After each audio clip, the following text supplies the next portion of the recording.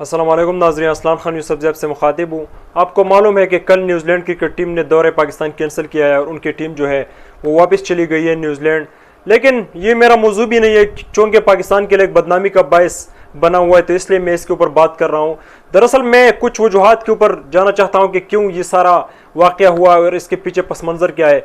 तो आपको मालूम है कि हाल ही में अफगानिस्तान में जिस तरह नेटो, अमेरिका और उसके इत्तेहादी ममालिक को और ख़ासकर इंडिया को जिस किस्म का शिकस्त हुआ है और जिस किस्म की नाकामी से वो दो चार होकर वापस गए हैं, तो इस वजह से पाकिस्तान का एक स्ट्रांग इमेज जो है वो दुनिया के सामने गया है। और इस बात जो है, यही बात जो है इंडिया, अमेरिका और जितने भी उसके इत्तेहादी ममालिक है, ये उनको कटकती रही कि क्यों पाकिस्तान यहाँ खित्ते में एक नई क़ुव्वत की तरह सामने उभर के आ रहा है। तो इस वजह से पाकिस्तान की इमेज को एक दफ़ा फिर ख़राब करने की कोशिश की गई है क्रिकेट के ज़रिए के पाकिस्तान जो है वो एक सेफ कंट्री नहीं है और पाकिस्तान जो है वो अब भी टेररिज्म से पाक नहीं है। तो इस वजह से पाकिस्तान के इमेज को ख़राब करने के लिए ये एक साजिश जो है वो खेला गया है। और उसके साथ साथ आपको मालूम है कि इंडिया को जिस किस्म की नाकामी हाल ही में अफगानिस्तान में हुई है, तो उसकी तो कोई मिसाल ही नहीं बनती। और इसी तरह जो सबूत सामने आए हैं, तो आपको मालूम है कि हाल ही में जिस तरह डिसइंफो लैब जो है वो लीक हुआ था, किस तरह इंडिया ने फेक चैनल्स के थ्रू पाकिस्तान की इमेज को ख़राब करने की कोशिश की थी। तो इसी तरह उनका एक और जो है फेक चैनल, फेक वेबसाइट जो है संडे गार्डियन लाइव के नाम से, उसके ऊपर एक बंदे ने 21 अगस्त को पोस्ट किया कि जी अगर न्यूजीलैंड की टीम पाकिस्तान आएगी तो उसके ऊपर हमला हो सकता है। तो उसके बाद उन्होंने इस चीज़ को एक बढ़ावा देके और इंडिया ने इस चीज़ को बढ़ावा देके और फिर न्यूजीलैंड ने इसके ऊपर एक्शन लिया कि जी हम यहाँ पाकिस्तान में खेलना नहीं चाहते। लेकिन मज़े की बात तो ये है कि जनाब, आप यहाँ 6-7 दिन से आपने प्रैक्टिस की, आपकी टीम वहाँ लोगों से मिल रही थी, तब तो आपने सिक्योरिटी खदशात का जिक्र नहीं किया। सिर्फ मैच खेलने से चंद घंटे पहले अगर आप ये कहते हैं कि ये हमें सिक्योरिटी खदशा है, तो इसका तो ये मतलब है कि आप भी इस पूरे खेल का हिस्सा है।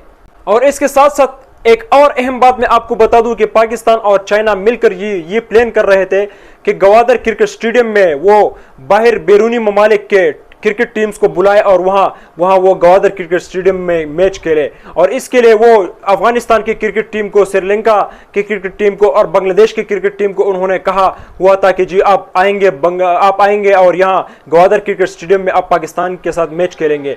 तो ये एक पूरा प्लान था चाइना और पाकिस्तान का, और ये इसीलिए था कि पाकिस्तान और खासकर गवादर की अहमियत जो है वो दुनिया के सामने वाज़ेह हो जाए। तो इस प्लान को ख़राब करने के लिए भी ये खेल खेला गया है कि जी पाकिस्तान में क्रिकेट जो है वो सेफ नहीं है, ताकि गवादर को जो है वो गवादर को एक सेफ जोन ना बनाया जा सके और गवादर क्रिकेट स्टेडियम में जो है वहाँ इंटरनेशनल मैचेस जो है खेलने से उनको रोका जाए। तो ये इस सारे प्लान को ख़राब करने के लिए भी ये सब कुछ हुआ है। लेकिन जो बात अहम है वो ये है कि यहाँ तस्वीर का एक दूसरा रुख भी है, और दूसरा रुख ये है कि हमने आज तक अपना स्ट्रांग इमेज जो है वो दुनिया के सामने पेश नहीं किया। दुनिया आज भी हमारे हाँ में हाँ और ना में ना नहीं करती, क्योंकि जो मुल्क मकरूज हो, जिस मुल्क के सियासतदान भीख मांगते हो, जिस मुल्क के सियासतदान दूसरे के सामने जोली पिलाते हो, तो उस मुल्क के फैसले, उस मुल्क की पॉलिसी क्या दूसरे ममालिक के ऊपर असरअंदाज हो सकते हैं। उस मुल्क के साथ तो फिर इसी तरह ही होता है। जो मुल्क कर्जों में डूबा हुआ हो, जिस मुल्क की माशी हालत खराब हो, उस मुल्क का पत्ता नहीं चलता। फिर जिस मुल्क के सियासतदान पर्ची लेके बाहर मुल्क के वजीर आजम और सदूर के सामने बात करते हुए पर्ची लेके वो बात करते हो, तो उस मुल्क का स्ट्रांग इमेज जो है दुनिया के सामने किस तरह जाएगा।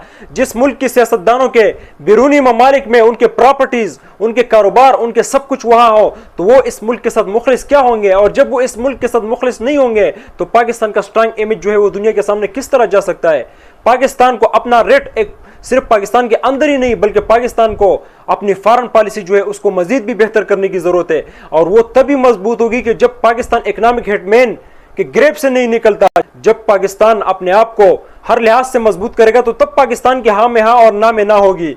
अगर इसी तरह पाकिस्तान इसी हालात के साथ चलता रहा, तो क्यों पाकिस्तान की बात मानेगी और क्यों पाकिस्तान दुनिया के सामने असरअंदाज होगा।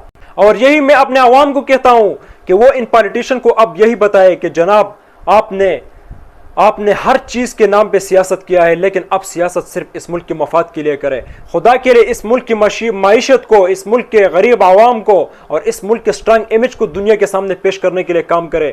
क्योंकि अगर हम इसी इमेज के साथ चलता रहे, आप सबको मालूम है कि बांग्लादेश की इकानमी जो है वो भी अब हमसे बेहतर है, और बांग्लादेश की क्रिकेट टीम जो है वो भी हमसे बेहतर है। ये सब इसलिए क्योंकि उसने अपने मुल्क के मफाद के लिए काम किया है। लेकिन हमारे पॉलिटिशियन ने क्या किया है, ये सवाल मैं आवाम पे छोड़ता हूँ कि वो यही सवाल जो है अपने पॉलिटिशियन से पूछे। पाकिस्तान हमेशा पाइंदाबाद।